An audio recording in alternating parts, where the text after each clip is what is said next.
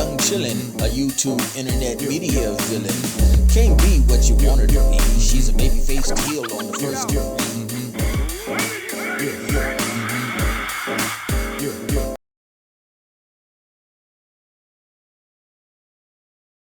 You're not naming my child Gertrude, and I'm not letting you do that. Where did you think Dirty Gert came from? It was me and your Uncle Mad Dog. I knew where that came from, but you're not doing that. You can go now. What? Oh, we ran.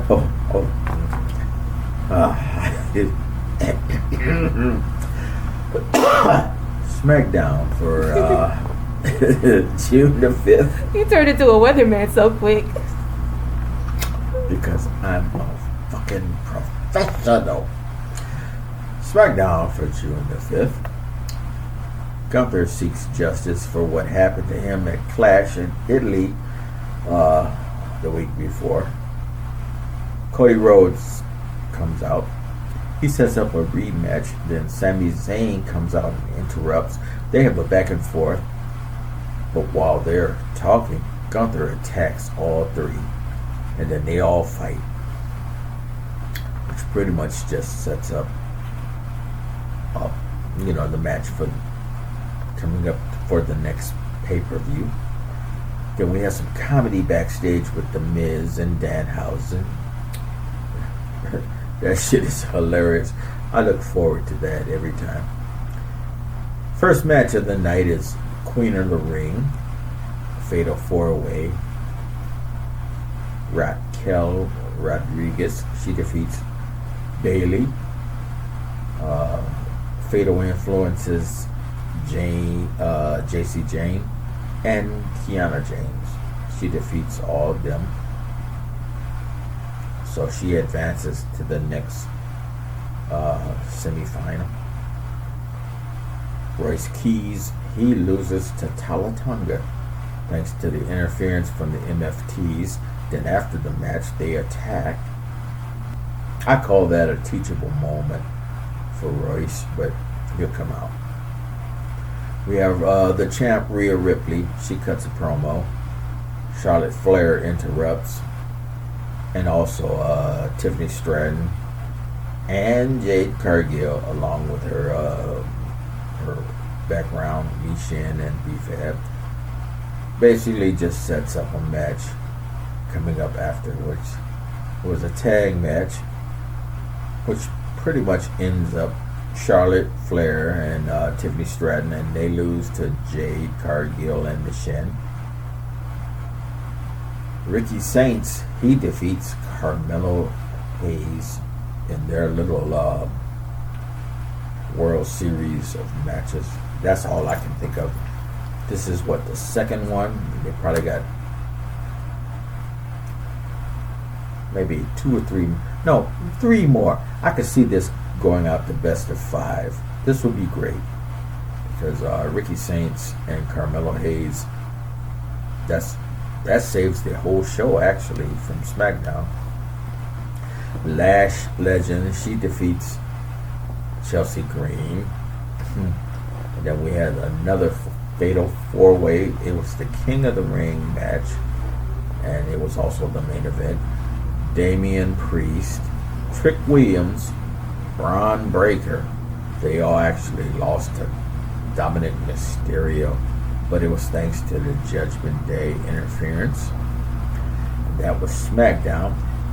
Then we have Raw for June the 8th, coming out of Paris. Obafemi, he opens up the show. He cuts a promo. Dom Mysterio interrupts. But while they have an air back and forth, JD McDonough, he tries to come up in behind. Well, actually, he did come up in behind Obafemi, and he attacked him with a chair, and Oba didn't flinch. And then he just drops both of them. First match of the night was the Queen of the Ring Fatal 4-Way. Alexa Bliss, Chelsea Green, and Becky Lynch, they all dropped. Thanks by Liv Morgan. She won the Fatal 4-Way. We have the Championship match between Saul Ruka and Lyra Valkyria. Saul Ruka defeats Lyra. LA Knight cuts a promo. Jey Uso comes out. He gives LA Knight the warning shot, talking about his family. Something that they mentioned earlier in the show, and LA Knight still came out and he didn't care. We have the Intercontinental Champion Penta. He defeats Rey Mysterio in a nice ass match. Afterwards, Ethan Page and Russo comes out and they attack both people. Dragon Lee, he comes out, tries to make the save, but Rusev yanks off Mysterio's mask, but Mysterio's face was covered by a towel. Chad Gable, the long lost soul, he comes out and makes the save for everyone. Then we had the King of the Ring Fatal 4-Way, Talatonga, Ricky Saints, Seth Rollins. They all bow down to Javon Evans thanks to the Vision's interference. They attacked Rollins, but it all ended up helping Javon Evans win. I was hoping he won. Yeah, me too. Actually, I wanted Ricky Saints to win because Ricky Saints is older, more established, but falling through the Cracks. WWE, the WWE mill of how they put people on the main roster. They're pushing Javon more than Ricky Saints, although Ricky Saints is a more established wrestler. I think they're going for the more younger people because I don't know if you've noticed, they're pushing a lot more of the younger wrestlers who are around my age right now. Yeah, I can dig that. And Ricky Saints is not that much older, but he does have that much more experience. He was a champion in AEW for a while, so he should be considered an established individual. But I could see that they're pushing a homegrown talent like Javon. Who's your wrestler of the week? I have none, but I do have an observation. I meant to say it last week. Obafemi looks like Idris Elba on steroids. You're an asshole. You go pull you up some pictures and look at them people face to face. But okay. Also, this Sami Zayn is every week. He's always having a confrontation with water bottles backstage. He's been doing it for 2 or 3 months. He just goes, plow! He can't express himself no other way than to smack some bottles that's just sitting on some tables. The water bottles didn't do nothing to him. And still, he smacks the shit out of them, don't he? But my wrestler of the week is Javon Evans. Yes. He won, and I wanted him to win so bad. Because that boy bouncy. He is. But he is a young talent who's going to go far, and he's only 21. I think he just turned 22. He's going to do some great things. So of course, yeah, you gonna like him. I like him too. I just wish he had a little more edge to him. Well, and a little more seasoning. But yes, I do dig him. They're playing off the like young boy trope. They also have him do it in some pictures with other wrestlers on Instagram. He looks like the little brother next to all of these like older dudes. Yeah, but as long as they're giving him the thumbs up, like they're giving him the okay, or as they call it, the rub. Yeah. They're all giving him the rub, so that's cool. That sounds so weird. Okay. LA Knight and Jey Uso. I feel like we've done this before. And you are correct. This is some repeat shit. Yeah, 'cause I'm like, this is just deja vu all over again, man. Why we gotta run back to it again? But And you're right, yeah. They just running back this bullshit because it's entertaining. So they're like, oh, we can squeeze this lemon for a little more juice. So they're doing that. yeah, and I'm just like, can we please not? But And then they signed. I'm not sure if they actually signed him. Zilla Fatu. you mentioned that last week. Yep. But I've seen some more videos where I know he was working out at the performance center, but now they got more shit where he's hugged up on everybody and like they're embracing him, like yeah, you're next in line. So it's a publicity thing. I don't know, but they probably won't break him out until Survivor Series. I feel like they're just playing out how many people from the Samoan family they can fit in. But I think he's it. That's the last we'll see. for this generation. Now another year and a half or two, the younger ones will probably come up, and then that's even if the storyline makes it that far. My thing is start a whole new story, something different now. But gosh damn it, Liv Morgan is so fucking up her own ass. She doesn't see what's happening. Cause did you see it with Raquel? Yeah, they gave her the side eye and all that shit. Yeah. And I'm like, who the fuck is she working with? She's working with someone, and I need to know who. Because I don't think she's by herself. She might either be like working with Raquel behind the scenes, or someone we're not thinking of. Wait a minute, excuse me. You said who? Raquel? Oh, I thought you said Alexis. Okay, my bad. No, but yeah, she need to be. Yeah, you can see that they're obvious. Well, not obvious. They're slowly working her out into another faction, and then she might just be hooking up with Finn. But my thing is with her is we've seen her breaking off for months. She's always been giving Liv side eyes. Because Liv is so fucking absorbed. Yeah. And that's a good trait for some people, but for Liv, you know you're in a team full of backstabbers. Why would you do that to yourself? It is known the Judgment Day turns on anybody on the flip of the fucking hat. Yeah. They did that shit to the creator. I don't remember his name. Oh, you mean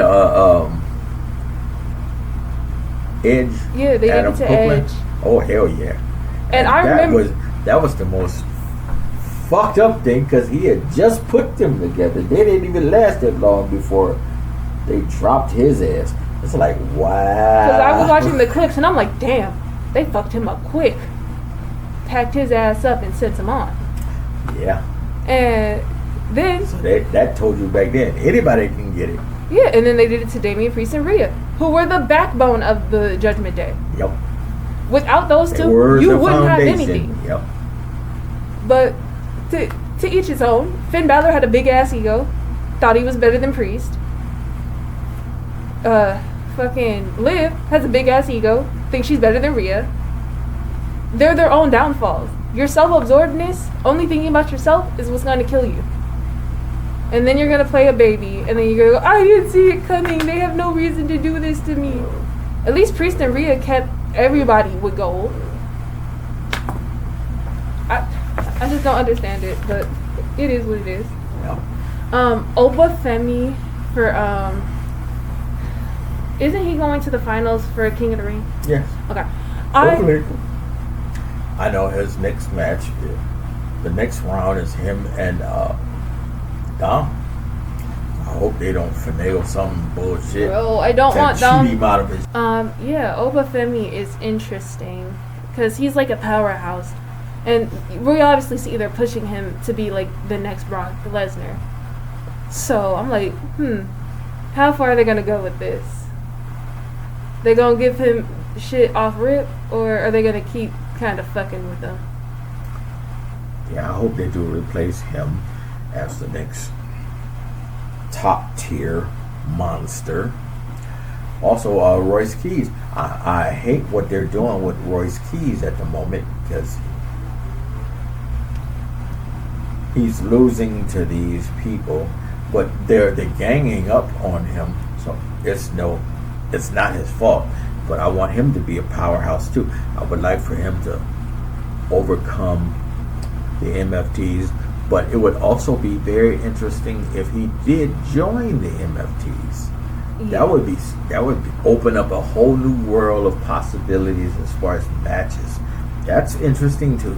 For me, I see it as the same as when they like dick around with Carmelo Hayes and don't let him be as good as we all know he is. And I think it's like a humiliation ritual to put some of these people, like, show them that, like, hey, yeah, you're good, but you're not.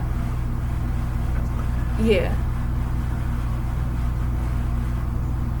Just you saying the humiliation ritual, they already know beforehand none of this is real. You're being paid to perform. Whether you come out on top in a match or not, it doesn't matter. You still get paid the same. Yeah. Your ego is the one that fucks you up, thinking that you're going to be the champion. You could make a whole career out of this not being a champion, knowing that you're getting paid X amount of dollars forever and ever and ever. You wouldn't give a fuck about being a champion until they introduce that into you. They said, you know what, this year we might make you go for a championship run. You're still getting paid. Don't let your ego get in the way. I don't care. I don't want to be the champion. It's actually more work to be the champion than to be somebody chasing the champion, but you still get the same check. Only your ego is the thing that, I want to run for the belt. Nah. Let them tell you you're going to run for the belt. You're right. But act like out front in the cameras and in front of them audience, you hungry as fuck for the belt. But other than that, you don't give a damn about the belt. You're right. I mean, that's why they should still keep up kayfabe. Yeah. But a lot of wrestlers have dropped it, and I'm like, don't do that. That's another thing too. All these podcasts and stuff, it is so difficult for them to navigate the interviews on the podcast. How much are you supposed to tell the truth of your life, but then how much are you supposed to sell the product of the show that you getting ready to do? You got to navigate that shit. You're supposed to be mad at this person, and you create this false account about me and him, we've been enemies forever, whereas in real life y'all grew up together and y'all been friends and you still friends. Y'all go to each other's functions, but you can't let the audience know that, so you gotta act like you're a badass.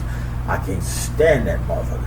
But and see, that sells tickets. If you still can't stand him and hate him, that sells tickets. But if people find out that y'all friends, then I'm not going to that show because they just bullshit. I will say Rollins, Roman, and Jay are really good at doing that in interviews. Roman he's like, I absolutely hate these people. Mm-hmm. And I'm like, I respect that. Seth Rollins is also the same. He's like, these people are fucking dicks behind the camera, dude. Until somebody pull up a picture of them at a I can't even get it out. Shit. No, Honolulu, Hawaii, a luau in Honolulu in Hawaii, where they were just kicking it and having a good ass time, and then 2 days later he beat the shit out of him. Yeah. Things like that. I think. And then he got to go back and then say, yes, I was just playing him. I was giving him a false sense of security so I could beat his ass with that chair. That's why he got that scar on his eye. I think, that's like, bullshit. You remember when Jay was about to beat the fuck out of that interview? Which time? It was about before SummerSlam. No, WrestleMania, before WrestleMania. Okay, yeah. That was good, because I still don't know if it was real or not. But that interviewer was a dick, so And then a lot of that footage ended up on their TV show, WWE Real. But at the time, you thought that shit was something true. No, it was all make believe to feed that TV show. Yeah, but it did look like Jay punched the fuck out of him. He did that quick. See, that's where technology and stuff doesn't help wrestling. The old school wrestling, where you thought people were actually mortal enemies, and come to find out they're the best of friends. That does not help. That's why I respect Naomi, because she's constantly jabbing at people on Twitter, and then she's like blocking people on Instagram. And I'm like, you know how to do it. She doesn't post anything with anybody other than her husband and her family. Right. And I love that, because it's like, you know how to play the game. But if you dig a little deeper, beyond the posts, you will see they have a history together. They grew up together. They helped each other. One of them actually helped the other one get hired for WWE and shit. You know, Royce things like Keys. No, is that his name? Royce Keys, yeah. He came over from AEW. I like how they keep playing the angle of like him and Jacob being on the streets together or some shit. And I'm like, yeah. I also thought Royce Keys was in like his 20s, but apparently he's in his 30s with Jacob. So I was like, wow, you look good for your age.